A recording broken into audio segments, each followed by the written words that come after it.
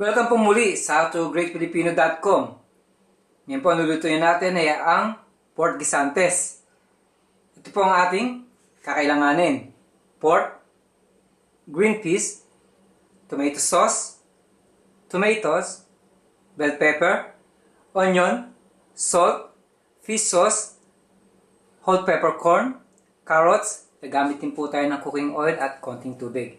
Tara na po magluto. Okay po, ang first step natin, kapainito po ako ng mantika sa aking wok. Una, ay ang ating pork o ang baboy.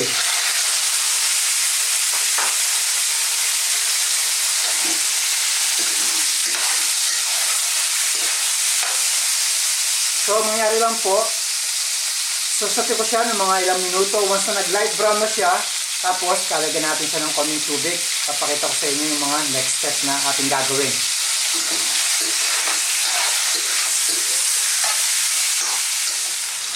So, niluto po natin ng ilang minuto yung ating pork.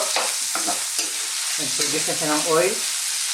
Maglalagay po tayo ng konting tubig para mapalambot yung ating baboy.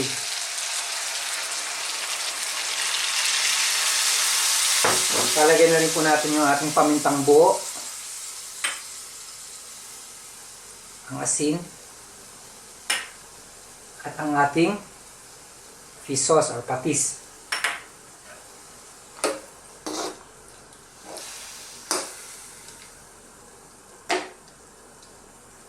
So tatakpan po natin siya, naghihintay po tayo ng mga 15 minutes.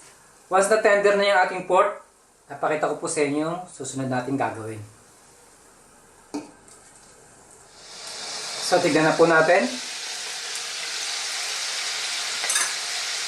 So, nakikita nyo, nag-reduce na po yung fluid na nilagay natin kanina. Tapos, luto na rin po yung ating pork. Tender na siya. So, next step natin, lalagyan na natin yung ating onion. At ang ating kamatis. Hangin na po natin.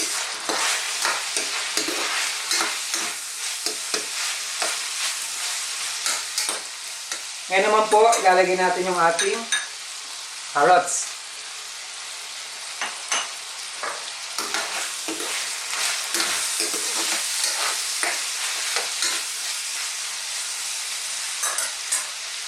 Ilalagay po tayo ngayon ng tomato sauce.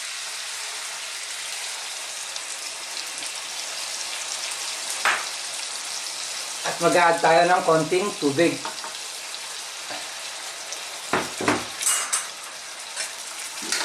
Hangin po natin. Again, tatakpan po natin siya ng mga ilang minuto para maluto po yung ating carrots. Once na lumambot na yung ating carrots, lalagyan na natin yung ating green peas at ang ating bell pepper. So, kukover lang po natin siya. Okay po, punta na tayo sa final stage ng ating pagluluto ng pork guisantes. Buksan po natin.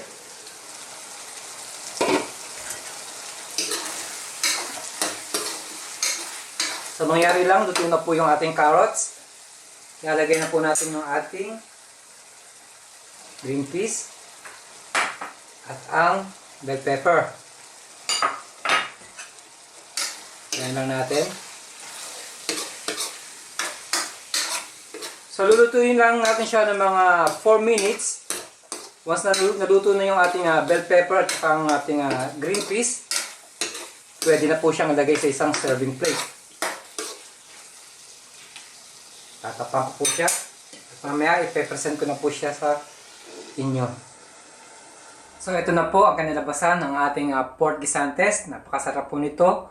Muli, marami pong salamat sa panonood ng howtogreatfilipino.com. Mabuhay!